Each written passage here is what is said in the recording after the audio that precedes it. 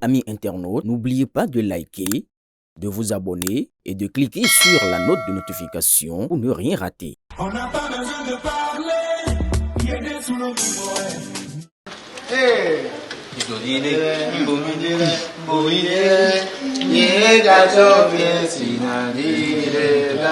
Alléluia. Fête Ignamtile du 13 au 17 prochaine, ici à Agualand. Venez manger, hein? Venez savourer, hein? Tu es satisfait. Tu es satisfait.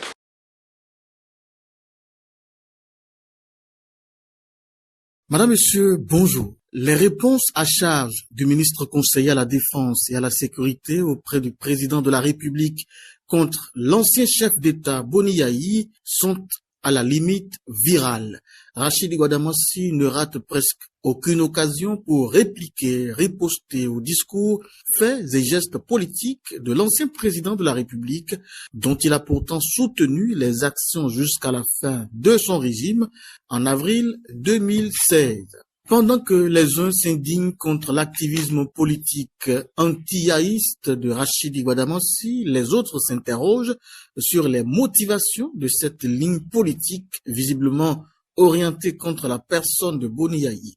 Le ministre conseiller Rachidi Gouadamossi règle-t-il avec Boni Yayi des comptes non soldés de sa collaboration et soutien avec le régime du changement et de la refondation? Quel péché Boni Yayi a-t-il commis pour être visé de façon si constante et continue par Rachidi Gouadamossi dans ses activités politiques et sorties médiatiques? Nous sommes bien curieux de nous situer sur les objectifs poursuivis par le très tonitruant ministre conseiller à travers ce qui s'apparente à un Yayi bashing. Nous avons donc sollicité et obtenu cette interview afin de faire la lumière sur ces points d'ombre. Monsieur le ministre conseiller Rachidi Gouadamossi, bonjour et merci de votre disponibilité à toujours nous éclairer. Bonjour, chers amis journalistes. Merci pour votre professionnalisme.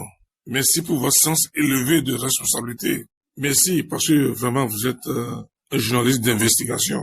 Je vous remercie de votre intérêt aux fondements politiques et sociaux de mes interventions dans lesquelles j'évoque l'ancien président Boni Yayi, avec qui je vous le dis d'emblée, je n'ai aucun problème personnel. Yayi Boni, grand frère, je le respecte. Cher grand frère, Monsieur Yayi Boni, Ishola, très cher grand frère, je m'incline. Monsieur Yayi Boni, ancien président de la République, je le respecte. Tout le monde sait que les anciens présidents de la République sont sacrés. Et ce n'est pas à moi de violer cette tradition. En tant qu'ancien président de la République, je m'incline, je le respecte. Mais Yayi Boni, président des démocrates, pose un problème dans l'animation de la vie politique.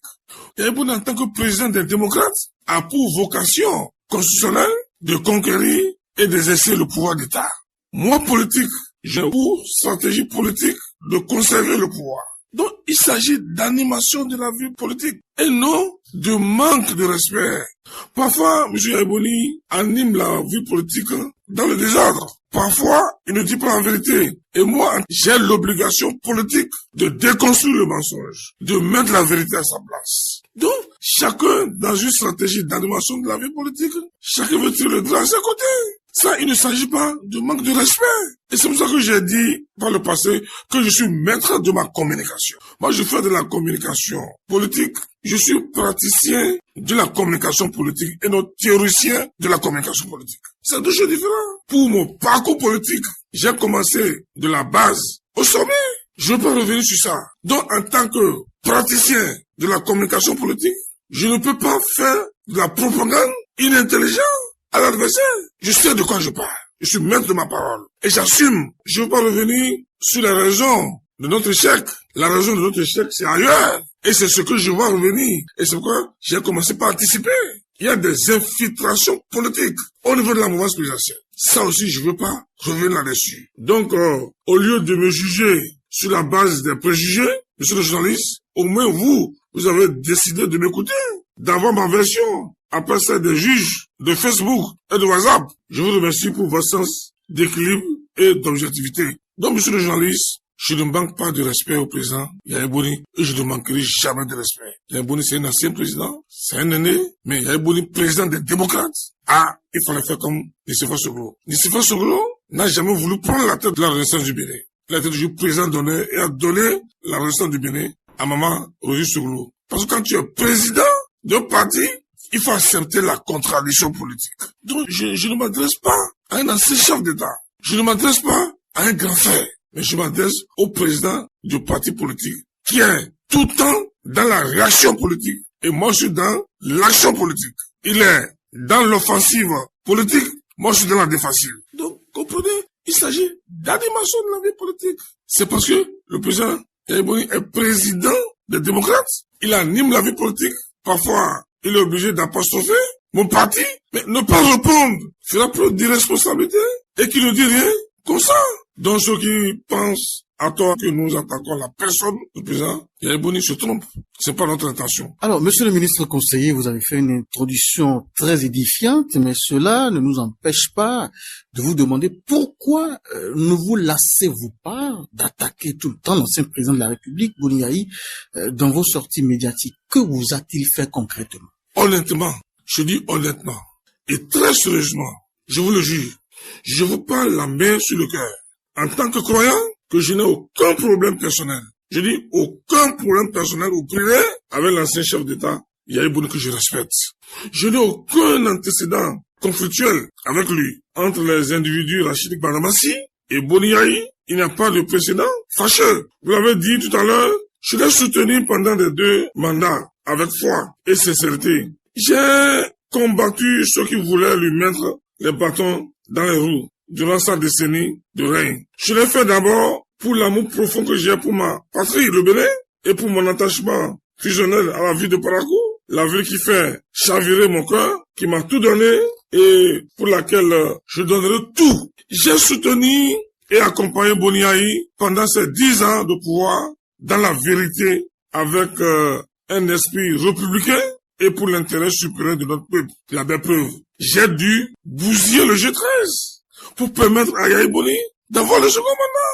Oh, moi, j'ai neutralisé politiquement le G13. Ceux qui parlent de là, ils étaient où? Si le G13 était politiquement actif, je vous le jure, Yahya Boni aura du mal à avoir un second mandat. J'ai anticipé et j'ai neutralisé le G13 pour permettre à Yahya Boni d'avoir un second mandat. Ceux qui opposent l'homme politique Rachid Banamassi à l'homme politique Boni Yayi, président du parti Les Démocrates, je dis bien, président du parti Les Démocrates, parti politique dont les responsables affichent une fierté entière d'incarner une opposition dite radicale, eh bien, ce qui nous oppose, c'est que le premier, dont moi, ne veut pas laisser le second, donc Boni Yayi, mettre en œuvre son plan de mise en mal de la cohésion nationale et du déchirement du tissu social.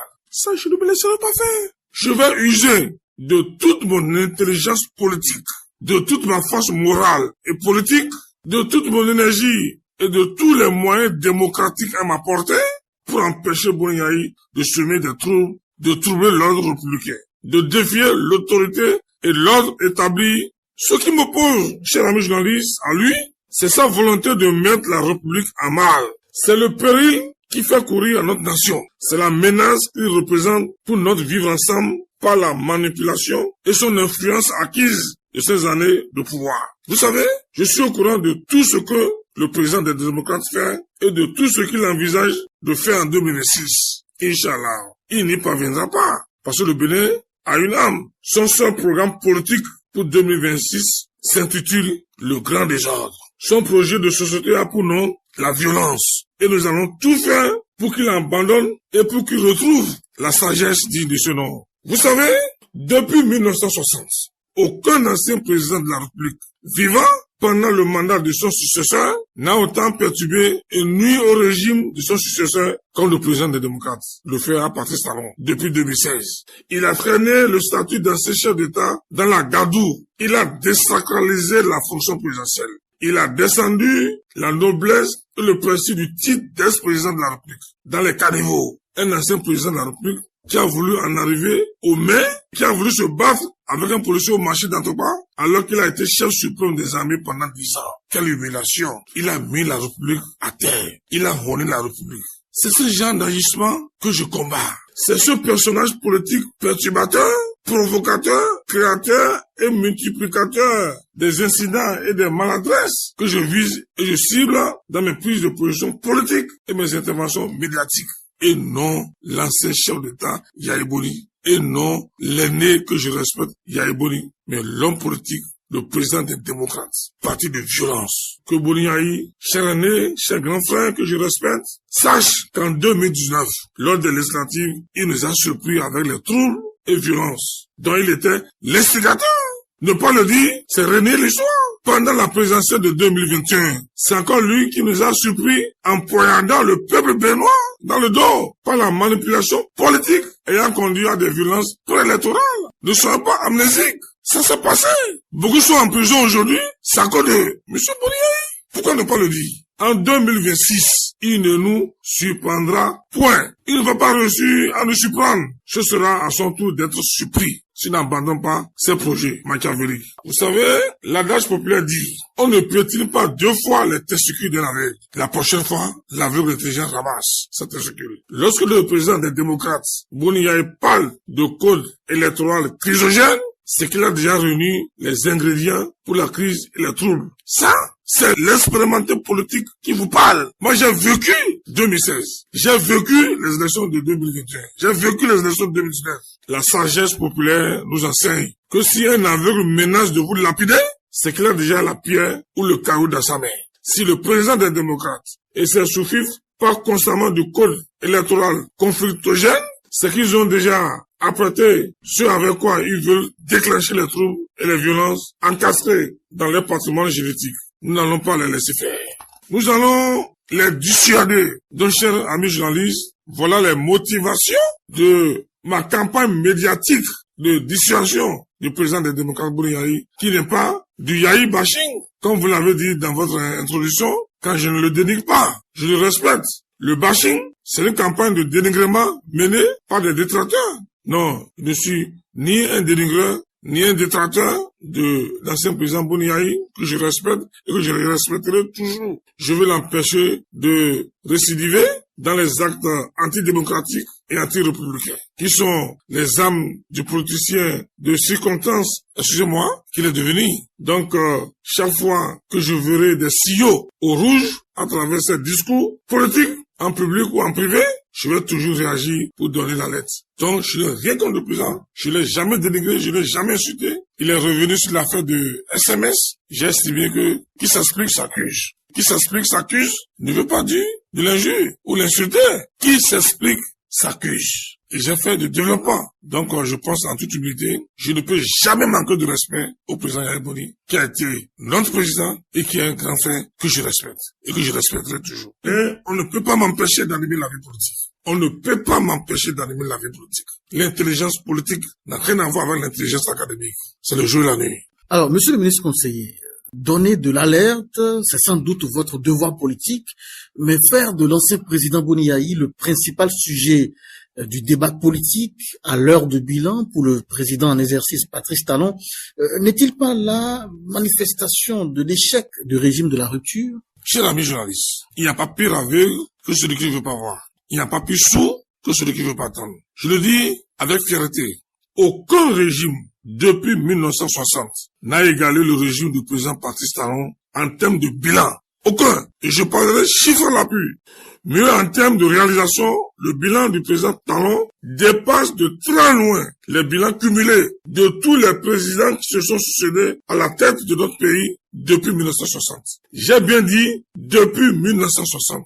Je n'ai pas dit 1990. À titre d'illustration, en termes de réalisation d'infrastructures routières, de 1960 à 2016, le total des routes bitumées construites fait à peu près 2000 km. Donc, en 56 ans, les gouvernements successifs militaires et révolutionnaires et de renouveau démocratique ont réalisé en tout pour tout 2000 km. 2000 km en 56 ans, de 2016 à 2025, donc en 9 ans, le champion des champions, l'inégalable, le président Patrice Talon a réalisé 3000 km de routes bitumées. Je ne sais pas Si vous me suivez correctement, monsieur le journaliste, c'est-à-dire, en 9 ans, il a accompli 150% du travail que ses prédécesseurs ont fait en 56 ans. Qui dit mieux? En termes de bitumage de route, si quelqu'un appelle cela un échec, il n'est pas seulement dans le déni de la réalité, il est un attardé social. Il n'est pas que malhonnête, celui-là souffre d'une malhonnêteté intellectuelle. La rupture est un franc succès, une réussite totale. Un autre exemple, en matière d'approvisionnement en eau potable en milieu rural. De 1960 à 2016, donc en 56 ans, tous les gouvernements successifs ont réalisé 42% de taux de couverture. De 2016 à 2025, en 9 ans, nous sommes passés à 80% de taux de décès rural. Le régime de la rupture est incomparable à n'importe quel autre régime sur le plan des réalisations. On peut ne pas aimer le lièvre, mais il faut reconnaître que le lièvre sait courir. Je vous ai dit juste 2 cas pour vous donner un aperçu du bilan de la gouvernance du président Patrice Talon. Et ce bilan, nous l'exposerons en détail les semaines à venir dans tous les domaines et surtout dans les domaines de sécurité, de la défense, de la décentralisation et de la gouvernance locale. Vous m'avez sollicité pour savoir ce qui fonde mes prises de position politique contre le président du Parti des démocrates. Je crois vous l'avoir répondu avec la plus grande sincérité. Je n'ai rien contre le président Yaya Boni, mais chaque fois qu'il intoxique, nous avons l'obligation politique de désintoxiquer. Chaque fois qu'il anime la vie politique dans le déni, nous sommes obligés d'apporter notre part de vérité. Ça, ce n'est pas attaquer la personne du président Yaya Boni ou bien le manque de respect. Il s'agit simplement de l'animation de la vie politique dans le sens de l'intérêt supérieur de la nation. Merci, monsieur le ministre conseiller Rachidi Ouaddamassi. C'est à moi de vous remercier.